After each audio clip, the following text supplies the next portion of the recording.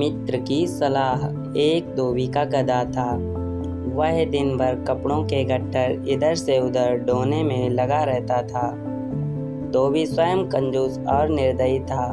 अपने गधे के लिए चारे का प्रबंध भी नहीं करता था। बस रात को चरने के लिए खुला छोड़ देता। निकट में कोई चारागाह भी नहीं था। शरीर से गधा कमजोर था। एक रात उस गधे की मुलाकात एक गीदड़ से हुई। गीदड़ ने उससे पूछा, कहिए महाशय, आप इतने कमजोर क्यों हैं? गधे ने दुखी स्वर में बताया कि कैसे उसे दिन भर काम करना पड़ता है, खाने को कुछ नहीं दिया जाता, रात को अंधेरे में इधर उधर मुंह मारना पड़ता है। गीदड़ बोला, तो समझो अब आपकी भूखमरी के दिन गए। यहाँ पास में ही एक बड़ा सब्जियों का बाग है। वहाँ तरह तरह की सब्जियाँ उगी हुई हैं। खीरे, ककड़ियाँ, तोरई, गाजर, मूली, शलजम और बैगन की बहार है। मैंने बाग तोड़कर एक जगह अंदर घुसने का गुप्त मार्ग बनाया है। बस वहाँ से हर रात अंदर घुसकर छक कर खाता हूँ और सेहत बना रहा हूँ। तुम भी मेरे साथ आया करो। लार टपकता गधा गीदड़ के साथ हो गया। बाग में घुसकर गधे ने महीनों के बाद पहली बार भरपेट खाना खाया। दोनों रात भर बाग में ही रहे और पौ फटकने से पहले गीदड़ जंगल की ओर चला गया और गधा अपनी धोबी के पास आ गया। उसके बाद वे रोज रात को एक जगह मिलते, बाग में घुसते और जी भरकर खाते।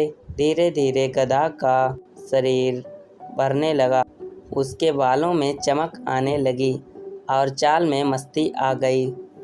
वह भूखमरी के दिन बिल्कुल भूल गया। एक रात खूब खाने के बाद गधे की तबीयत अच्छी तरह हरी हो गई। वह झूमने लगा और अपना मुंह ऊपर उठाकर कान फड़फड़ाने लगा। गीदड़ ने चिंतित होकर पूछा, मित्र, यह क्या कर रहे हो? तुम्हारी तबीयत तो ठीक है। गधा आंखें बंद करके मस्त स्वर में बोला, मेरा दिल गाने का कर रहा है। अच्छा, भोजन करने के बाद गाना चाहिए। सोच रहा हूँ कि ढैंचू ढैंचू राग गाऊं। गीदड़ ने तुरंत चेतावनी दी, ना ना, ऐसा ना करना गधे भाई, गाने वाने का चक्कर मत चलाओ। यह मत भूलो कि हम दोनों यहाँ चोरी कर रहे हैं।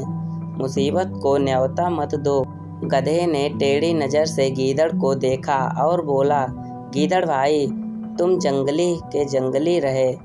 संगीत के बारे में तुम क्या जानो? गीदड़ ने हाथ जोड़े, मैं संगीत के बारे में कुछ भी नहीं जानता, केवल अपनी जान बचाना जानता हूँ।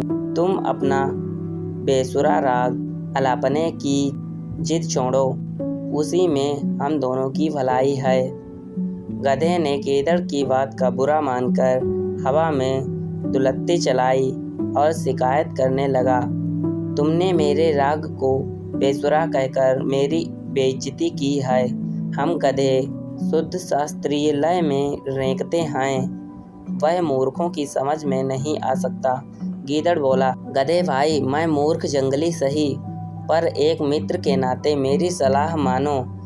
अपना मुंह मत खोलो, बाघ के चौकीदार जाग जाएंगे। गधा हंसकर बोला, अरे मूर्ख गीदड़, मेरा राग सुनकर बाघ के चौकीदार तो क्या, बाघ का मालिक भी फूलों का हार लेकर आएगा और मेरे गले में डालेगा।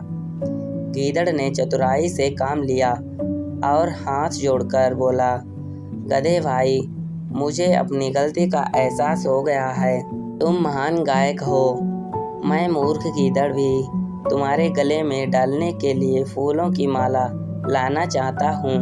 मेरे जाने के 10 मिनट बाद ही तुम गाना शुरू करना, ताकि मैं गायन समाप्त होने तक फूल मालाएं लेकर लौट सकूं।